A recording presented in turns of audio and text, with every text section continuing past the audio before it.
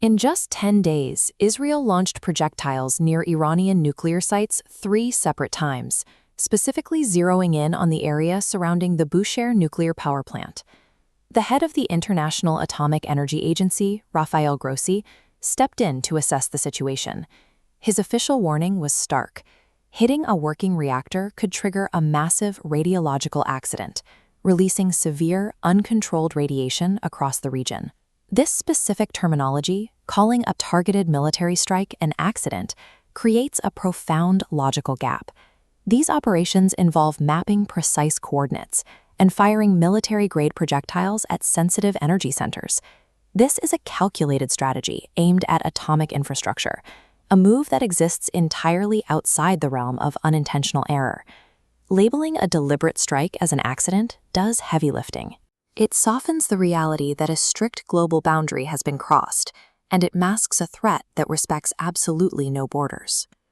The Atomic Energy Organization of Iran made their stance clear, pointing to international agreements stating peaceful nuclear facilities are strictly off-limits during military conflicts.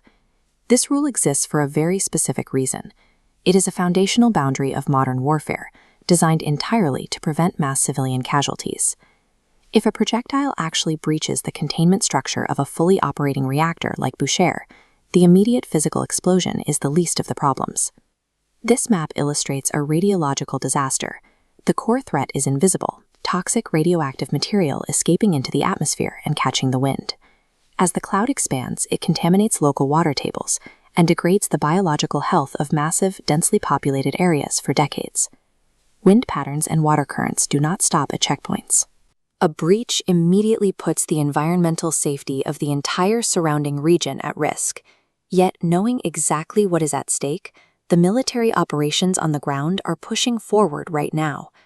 There was a brief window where a timeline seemed established. Donald Trump claimed the U.S. would hold off striking Iranian energy targets until April 6th, but the calendar didn't matter. Israel proceeded to launch its strikes regardless of that U.S. timeline, proving that these highly sensitive sites remain active, unpredictable targets. The situation gets even more complex looking at who helps run the Bushehr plant. It is operated in partnership with Rosatom, Russia's state-owned nuclear corporation.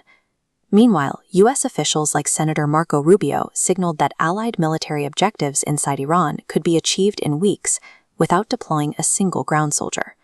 Both the U.S. and Israel are plotting precise coordinates.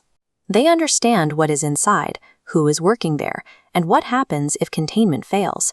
Pressing the attack under these conditions, with foreign nationals on site and a massive radiological threat looming over the region, confirms that the long-standing global taboo protecting nuclear sites has been deliberately discarded. The immediate, crucial fact is this: the operating reactor at Bushehr has suffered no structural damage, and the IAEA confirms no radiation has leaked. A catastrophic event was avoided this time, but firing missiles next to a live reactor crosses a permanent line in how modern conflicts are fought. This returns us to the logical gap in the IAEA's accident terminology. Striking a nuclear facility with the full awareness of its potential for mass radiological exposure weaponizes the environment itself. This transforms a conventional military act into a long-term threat to human biological safety across entire nations. Politicians are comfortably debating timelines and military strategies from afar, but on the ground, the cost is already being paid. Civilians are actively dying in these joint strikes and retaliatory barrages right now. If the ultimate global rule cannot keep international battlegrounds away from live nuclear power plants, we have to ask, is any region truly safe from a borderless catastrophe?